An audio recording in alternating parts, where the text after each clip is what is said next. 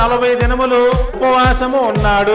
40 దినాలు ఉపవాసం ఉన్న తర్వాత ఆయన పరిచర్య మొదలు పెట్టాడు. ఆయన నెక్స్ట్ ఇయర్ మళ్ళీ ఉపవాసం ఉన్నాడా అండి?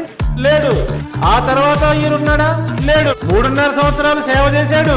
కానీ ఆ 3.5 సంవత్సరాల్లో మళ్ళీ ఉపవాసం చేయలేదుగా, మళ్ళీ చేయలేదుగా.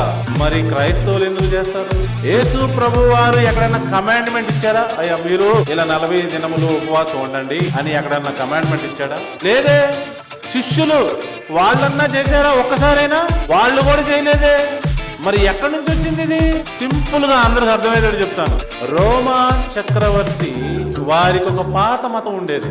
యేసు క్రీస్తుని దేవుడుగా ప్రభువుగా అంగీకరించే ముందు వాళ్ళు వేరే మతంలో ఉండేవాళ్ళు. ఆ మతంలో ఉండేది ఈ పండుగ, ఈ 40 దినాలు ఉపవాసం చేయడం, ఏడవటం అనేది. మరి ఇటు మారాడు కదా, మరి ప్రజలు ఏమైనా అనుకుంటారేమో అని చెప్పేసి సడన్ గా పండుగను తీసేస్తే బాగోదని చెప్పేసి ఆ రోమా సామ్రాజ్యపు అధికారి ఏం చేశాడు? పండుగని ఇటు తిప్పాడు అనమాట. యేసు ప్రభు వైపు తిప్పేసి కొనసాగించాడు అనమాట. యేసు ప్రభు వారు కూడా 40 దినములు ఉపవాసం ఉన్నాడు కదా, ఆయన కూడా మన కోసం మరణించాడు కదా, ఇది ఆ అకౌంట్ లో వేసేద్దాం, ఇక అలా కంటిన్యూ చేద్దాం అని చెప్పేసి అలా 4వ శతాబ్దం నుంచి కనపడుతుంది అనమాట. ఇది ఆ మతం ఏదైతే ఏర్పడిందో 4వ శతాబ్దంలో, అక్కడ నుంచి చాలా చేంజెస్ వచ్చినాయి అనమాట. కొత్త ఆచారాలు, కొత్త పండుగలు అని మనం అనుకుంటున్నాం, కానీ అవి కొత్తవి కాదు. వాళ్ళ పాత మతంలో ఉన్నవి ఇటు తీసుకొచ్చాడు అనమాట.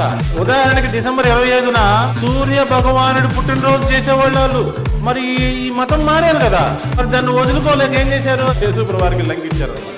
సో ఇన్ని 100 సంవత్సరాలుగా జరిగేసరికి ఎవరు చెప్పేవాళ్ళు లేరు కాబట్టి అలానే ఫాలో అవుతున్నారు చాలా మంది.